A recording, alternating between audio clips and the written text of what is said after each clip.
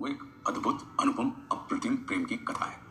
वैसे तो भारत के प्रेम के स्वर्णिम इतिहास में कई प्रेमियों के नाम हैं, पर इस श्रृंखला में जो नाम सबसे कम सुना गया है या लिया गया है वो है मर्यादा पुरुषोत्तम श्री राम के भाई श्री भरतलाल जी महाराज का। आप सभी जानते हैं कि वे अपने भाई श्री राम से अशर्त प्रेम करते थे। उसी प्रेम के चलते वे अयोध्या के उस सिंहासन पर जीवन पर्यंत नहीं बैठे जो उनकी माता कैकेयी ने महाराज दशरथ से उनके लिए मांग लिया था।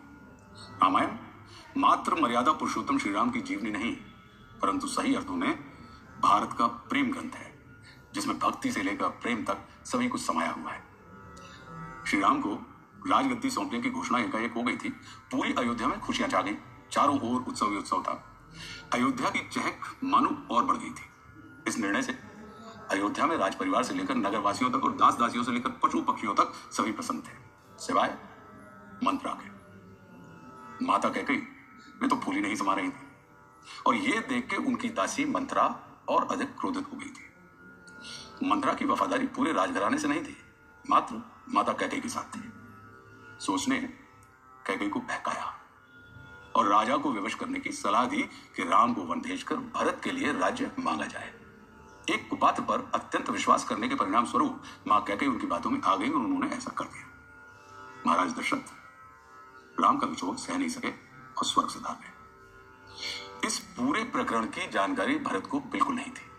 दरअसल जिस समय राम के राज्याभिषेक की घोषणा हुई, उस समय महाराज भरत अपने भाई शत्रुघ्न के साथ अपने ननिहाल कैकेयी राज में थे।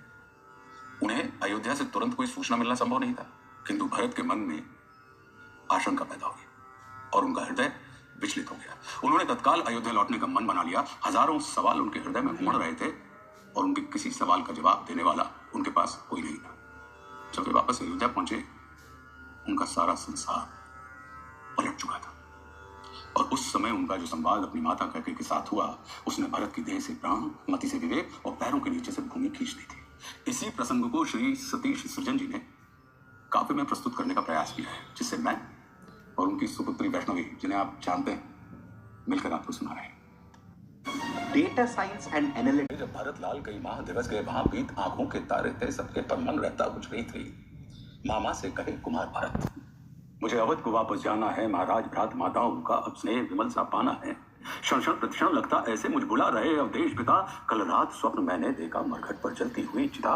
कुछ युवा सुहागिन सज धज कर निज पांव महावर लगा रही। कुत्तों को गिद्धों कौओं को झाड़ू लेकर के भगा रही। मैं रात में कई बार जगा, कई बार पुनः फिर से सोया। भयभीत हुआ, कभी हुआ दुखी, कभी जग कर मैं दुख में रोया। मामा से आज्ञा लेकर के अतिवेग से रथ पर किया गमन। मन कहता राजकुंवर का ये जल्दी से पहुंचे राजभवन। जो राजमार्ग से वे निकले, सहसा बिलार ने काटा।